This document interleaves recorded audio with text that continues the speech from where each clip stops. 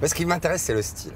Parce que quand on est un batteur qui met sa créativité, évidemment, au service de l'artiste, mais qui se met aussi au service de l'artiste, aussi différent que vous, Francis Cabrel, Jean-Jacques Goldman, Catherine Lara, Michel Jonas, Peter Gabriel ou Sting, comment est-ce qu'on développe avec les années un style personnel qui serait vous, le style Manu Katché, c'est quoi? Et comment ça se développe? C'était vraiment des expériences pour moi nécessaires à ce que je suis devenu, mais pas aujourd'hui, au fil des années. Justement à pouvoir développer ce dont on parle, cette stylistique, ce style qui apparemment est très reconnaissable, ça c'est pas venu dès le premier jour. Il y avait un petit peu de ça, mais pas, oui, c'est ça. mais pas aussi flagrant, pas aussi bien mis en forme et bien mis en place. Et voilà, c'était un peu, il fallait peut-être fouiller un petit peu dedans. Et je me souviens quand on avait fait l'album de Peter Gabriel. L'album So, vous voulez dire? L'album So, ouais. On commence par le titre Don't Give Up, donc là ça roule, on fait ça, c'est le premier titre. Il n'y a pas d'audition en fait, je viens, on commence, on fait ça. Et après, il y a, je ne sais plus quel autre titre. Et le troisième titre, c'est In Your Eyes avec Youssou N'Dour.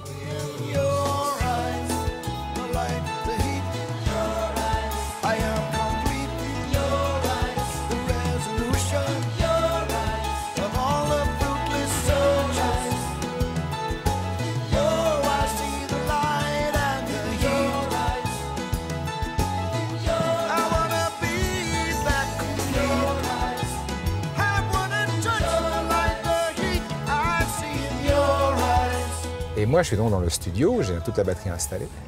Et on commence le titre, quand même un titre un peu africanisant. Moi, j'ai jamais fait de musique africaine. Côte d'Ivoire, je suis allé comme tout le monde, mais je n'ai pas vécu là-bas. Donc, c'est un truc que j'ai dans les gènes, mais je n'ai pas fait cette musique-là. C'est pas une musique que je gère. Et donc, ma proposition musicale par rapport à ce truc-là, elle est un tout petit peu, j'aurais tendance à dire, un poil superficiel. Un petit peu, tiens, la musique africaine, c'est comme ça qu'on l'a fait, mais c'est pas ça, fondamentalement. Et Peter s'en rend compte.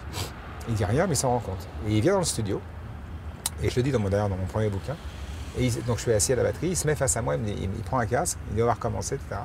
Et là il se met à danser comme les Africains, avec les bras comme ça, les jambes, à lever les jambes. Sauf que quand on voit Peter, il est quand même très très blanc, très anglais, donc ça peut faire marrer. Et dans ma tête, plutôt que de me marrer, je me marre pas et je capte le truc en me disant, il vient ici, il me dit on va recommencer, donc ça veut dire qu'il n'est pas content. On déchiffre la première phrase. La deuxième, il se met un casque pour être avec moi, donc c'est-à-dire qu'on partage vraiment tout comme moment, donc c'est-à-dire qu'il veut m'aider. Et la troisième, c'est qu'il se met à danser comme un Africain, alors qu'il sait pertinemment qu'il ne l'est pas, qu'il est extrêmement gauche. Mais c'est-à-dire qu'il se met à poil, pour montrer que, vas-y, on s'en fout. Tu peux le faire aussi. Voilà. Ouais. Et là, j'ai vite compris. Alors voilà, c'est pour ça que je dis que musicien, c'est pas juste bien taper sur une batterie ou bien tirer des cordes de guitare. Il faut juste avoir un petit peu de neurones, mais c'est important. Parce que là, il fallait capter le truc. Je pense que si je n'avais pas capté ça, ma carrière à l'étranger s'arrêtait là. Sledgehammer, on ne l'avait pas encore enregistré. Donc si je n'avais pas enregistré réussi In Your Eyes, ce qu'il m'aurait proposé de faire Sledgehammer, parce qu'il l'avait déjà enregistré avec Chester Thompson. Ah oui, et vous l'avez réenregistré. Le dernier jour du studio, après, attention, je suis resté 10 jours, je suis reparti, je suis revenu. Mais les tout derniers jours du studio, je lui dis voilà, mon taxi arrivait pour aller à l'aéroport.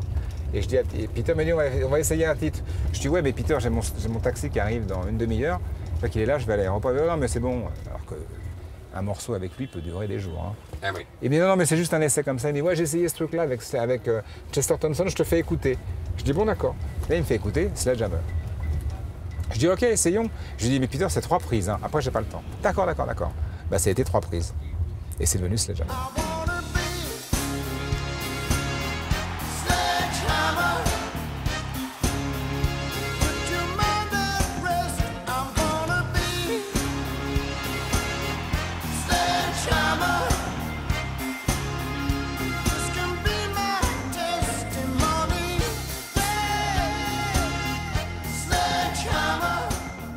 Donc ça, c'est des moments vachement forts, ça c'est des moments...